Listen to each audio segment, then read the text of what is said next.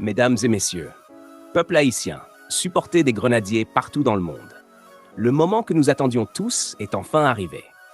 L'équipe nationale d'Haïti a posé ses valises à Toronto, au Canada, pour entamer officiellement sa préparation vers la Coupe du Monde 2026, après cette qualification historique qui a fait vibrer tout un peuple.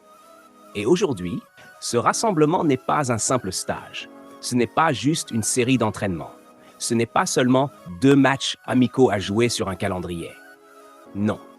Ce qui commence à Toronto est beaucoup plus grand que cela.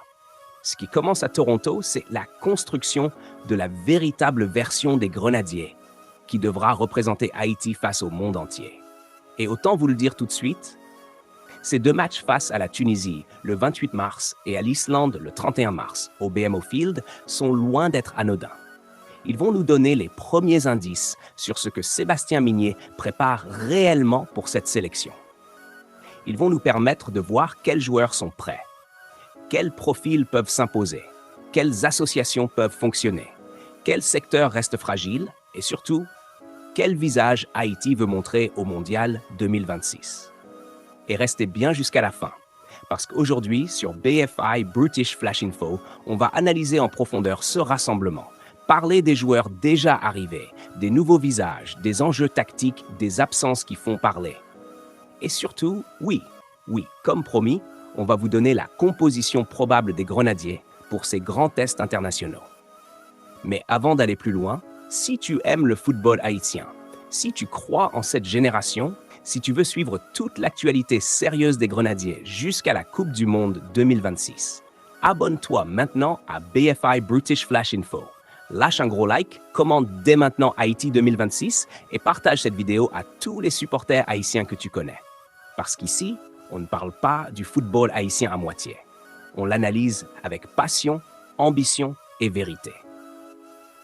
Ce rassemblement de Toronto est extrêmement important. Parce que, après une qualification historique, la vraie question n'est plus simplement Haïti est-elle capable de se qualifier? Mais Haïti est-elle capable d'être prête pour rivaliser à la Coupe du Monde? Et là, tout change. Parce qu'une qualification, aussi magnifique soit-elle, n'est qu'une étape. Maintenant, il faut bâtir une équipe capable de tenir face à l'intensité, à la pression, à la rigueur tactique, au rythme, à la discipline et à la cruauté du très haut niveau international. Et c'est exactement pour cela que ce stage à Toronto peut devenir un tournant. Dans ce genre de rassemblement, tout compte. Le physique, les automatismes, la communication, les choix du sélectionneur, la manière de défendre, la manière de sortir le ballon, la manière de réagir à la perte, la manière de gérer les temps faibles, tout. Et quand on regarde les 2 adversaires choisis pour cette fenêtre, on comprend rapidement qu'il n'y a rien de laissé au hasard. La Tunisie, d'abord, c'est un vrai test de maturité. C'est une équipe disciplinée, dure dans les duels, organisée, expérimentée, avec une vraie culture tactique. Face à une sélection comme celle-là, Haïti devra montrer qu'elle est capable de souffrir sans se désorganiser, de rester compacte, de défendre intelligemment, de ne pas perdre la tête sous pression. Parce qu'au Mondial, il y aura des moments où les Grenadiers n'auront pas le contrôle, où il faudra rester calme, solide, patient et ne pas offrir des buts évitables. Le match contre la Tunisie va donc tester le mental, la discipline, la structure et la capacité d'Haïti à exister face à un bloc plus mature tactiquement. Puis viendra l'Islande, un profil très différent mais tout aussi intéressant. L'Islande, c'est une équipe européenne avec du volume physique, de l'organisation, de la rigueur, une culture du collectif, des courses répétées, de la densité dans les duels aériens et un football souvent plus direct mais très structuré. Ce type de match peut obliger Haïti à être plus propre techniquement, plus précise dans ses sorties de balles, plus intelligente dans les placements et surtout plus forte dans la gestion des transitions. En résumé, la Tunisie va tester la résistance mentale et tactique d'Haïti, tandis que l'Islande va tester son organisation et sa capacité à répondre à un football discipliné et athlétique. Et franchement, si tu veux préparer une Coupe du Monde sérieusement, ce sont exactement ce genre de confrontation qu'il faut jouer. Maintenant, parlons du groupe, parce que plusieurs joueurs ont déjà rejoint le camp de base, et les premières arrivées nous donnent déjà quelques indications très intéressantes. Le premier joueur à débarquer à Toronto a été Woubens Pacius. Et même si certains peuvent voir cela comme un simple détail logistique, dans une préparation de haut niveau, ce genre de signal compte. Arriver tôt, c'est montrer son sérieux, son implication, sa volonté de se fondre rapidement dans le travail du staff.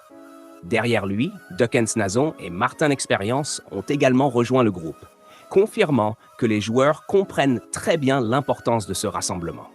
Et ça, c'est déjà une très bonne nouvelle pour Haïti, parce qu'une équipe qui veut réussir au mondial doit avoir une mentalité irréprochable. Ce stage n'est pas un camp de vacances, c'est une audition à ciel ouvert. Chaque joueur présent sait qu'il joue quelque chose de beaucoup plus grand que 2 matchs amicaux. Il joue sa place, son statut, sa crédibilité et parfois même son avenir dans la hiérarchie de la sélection. Et c'est justement pour cela que ce rassemblement est si fascinant à analyser, parce qu'il met tout le monde sous pression.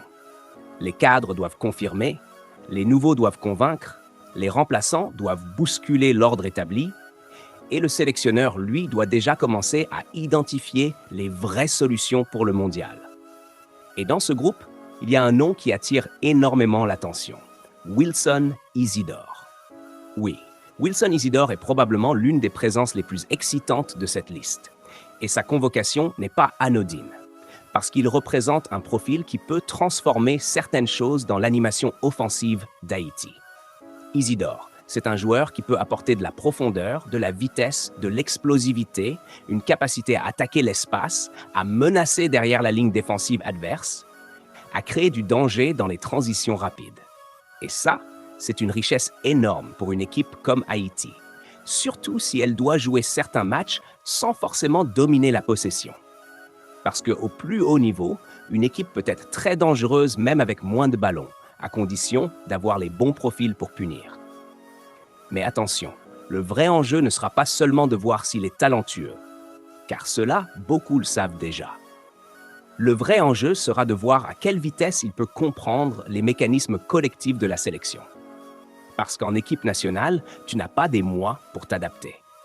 Il faut apprendre vite, comprendre les appels des autres, savoir quand fixer, quand plonger, quand presser, quand temporiser, quand libérer un couloir, quand se replacer.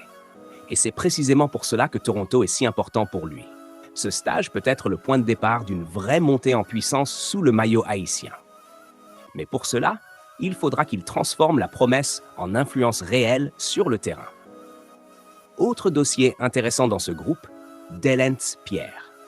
Sa présence confirme que le staff technique continue de chercher de la stabilité, de la profondeur et de la concurrence dans le secteur défensif. Et soyons très honnêtes, s'il y a un secteur où Haïti doit encore progresser avant le mondial, c'est bien la solidité défensive dans son ensemble.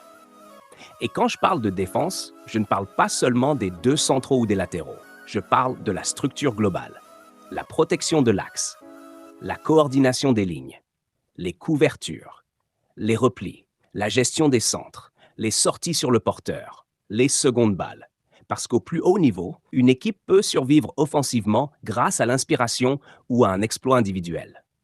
Mais défensivement, si la structure n'est pas solide, tu es puni très vite.